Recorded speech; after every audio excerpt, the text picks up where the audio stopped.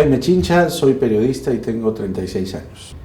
Yo crecí en ese Perú, ¿no? En el Perú de los años 80, de paquetazos, de bombas, que estuvieron cubiertas por el gobierno de Alan García y la Lechense y todo eso que han escuchado, que era más o menos el fin del mundo, donde no había comida, donde no había plata, donde todo era un desastre, ¿no? Yo quería estudiar en la Universidad de Lima, pero era muy cara. Entonces me dijeron, puedes estudiar en la San Martín. Entonces yo dije, ya, pues está bien. Y ahí estudié 5 años y me fue muy bien. Pero ¿cómo nace? A mí de chico, descubrí que me gustaba pasar momentos solo. Ejemplo, había una reunión en la casa, estaba la tía, la abuela y la mamá sentadas conversando, entonces yo desde la cocina activaba una grabadora, que eran esas grabadoras grandes, así, que entraba un cassette enorme. Soltaba play rec, grababa, entonces decía, en este momento hay una reunión en la casa, yo tenía creo 3, 4 años. Y vamos a escuchar qué cosas están hablando estas señoras, es la señora X, Y y Z, ¿no? Entonces ellas no se daban cuenta, pero yo les ponía la grabadora, porque estaban metidas en su mundo, aparte. Ahí me di cuenta que poca bola le dan a veces a los niños, ¿no? Pero ya a los 15 años hice un noticiero radial, entonces ahí dije, ya creo que la cosa va en serio. Una vez estuve cubriendo un paro nacional, el año 98. Había una marcha que comenzó, como siempre comenzaban las marchas, en la Plaza 2 de Mayo, de la Plaza 2 de Mayo por La Colmena, de La Colmena llegó a Wilson, de Wilson llegó al Centro Cívico, de ahí pasó por el Paseo de los Héroes Navales, llegó al Palacio de Justicia y ahí empezó el caos, porque de pronto la marcha se desborda de tal forma que los sindicalistas de construcción civil comienzan a tirarle piedras al Palacio de Justicia, pero piedras, o sea, de verdad. Y en la puerta del Palacio de Justicia hay unos leones, ¿no? Yo me escondí en un león y Josefina Tausen se estaba escondiendo en el otro león. Y Josefina Tausen era la reportera de CNN en español y yo era el reporterito de la Universidad San Martín. Pelucón, además. Escondido yo en el Tigre, me doy cuenta que está Josefina al otro lado. Entonces me dice, aguanta, nomás, no te muevas, porque las piedras estaban ahí encima de las cabezas. Entonces, más o menos vi que no hubiera una luna pues, encima para no caiga el resto de vidrios. No cayó nada al final, pero fue un desmadre porque después ya había una masa, digamos,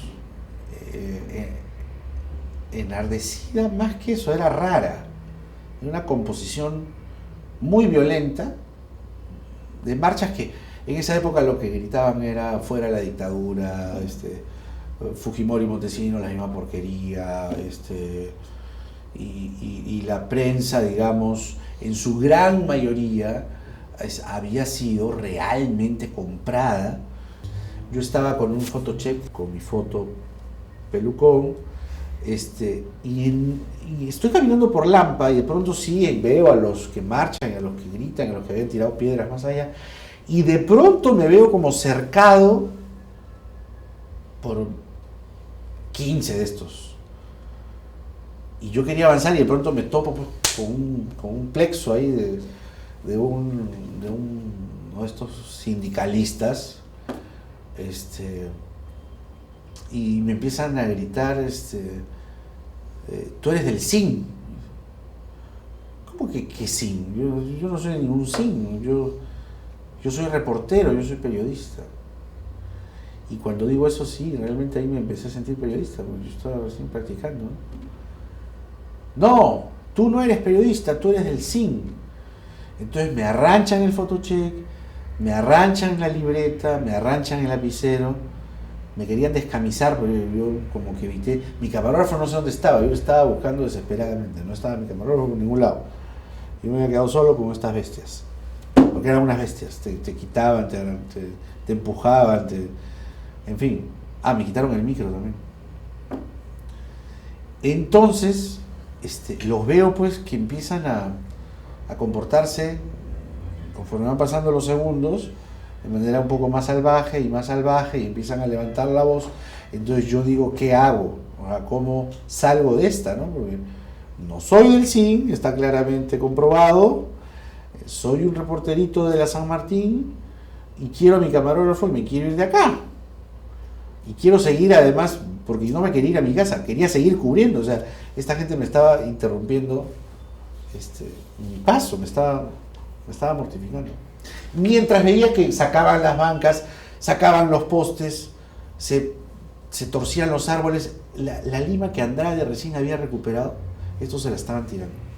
Entonces yo dije, bueno, psicología en masas, pues no sé, lo primero que se me ocurrió. ¿Ustedes por qué persiguen a un joven estudiante universitario? ¿Qué les he hecho yo para que ustedes me persigan? Al que tienen que perseguir es a ese chino de mierda. Entonces tenía que levantar la voz, tenía que ser violento, tenía que ser un poco crudo para que la masa, porque era una masa salvaje, irracional, tuviera pues algún despertar. Entonces cuando yo dije chino de mierda, por ahí alguien hizo ¡ay! Por ahí más allá ¡ay! ¡Oh! Y dame el photocheck, y dame el micro, y dame esto, chao, y me fui. Me escapé, felizmente. De ahí encontré a mi camarógrafo, de ahí llegaron estos a Palacio, de ahí entraron al cuarto de los húsares de Junín y sacaron los uniformes y los vejaron y los tiraron, fue una cosa horrible. Esa fue mi segunda cobertura, creo. Entonces ya, digamos, creo que estaba listo para, por lo menos, hacer notas locales. Aquí se empieza a vivir la noticia. Frecuencia Latina. En la campaña del 2001, yo tenía 24 años y Alan García volvía. Y yo tenía el recuerdo de Alan García malo. Alan García destrozó la economía del país. Por Alan García yo tomé leche Ensi, por Alan García yo comí pan popular, por Alan García el país se fue al diablo y ahora quiere postular. Ese era un poco como venía yo a enfrentar a este toro, ¿no? Que lo conocí en persona y le hice una pregunta incómoda, ¿no? Irrespetuosa. Pero yo creo que él se merecía un entrevistador incómodo e irrespetuoso.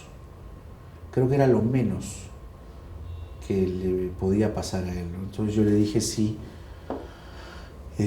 era consciente que en su primer gobierno, él y sus funcionarios, por lo menos esa era la percepción del público, ¿no? Entonces, ¿cómo transmitirle calma al público si lo que se percibía desde la calle era que él se había levantado el país en peso? Esa fue la frase desafortunada, pero merecidamente desafortunada. Y él me dijo algo así como: esa es una pregunta insolente que se la permito por su edad. Entonces yo le dije, al contrario, le dije, o sea, a mi edad me preocupa que no queden las cosas claras del primer gobierno y usted encandile a muchos chicos de mi generación para abajo que no eran conscientes de lo que pasó en su gobierno. Pero fue la historia, pero fue ¿no? Nada, muy divertido. Al final se molestó, ¿no? Me hizo llegar sus molestias a través de los dueños del canal, que es lo que suele ocurrir, ¿no? Entonces uno simplemente se tiene que coger de hombros y seguir haciendo lo que hace.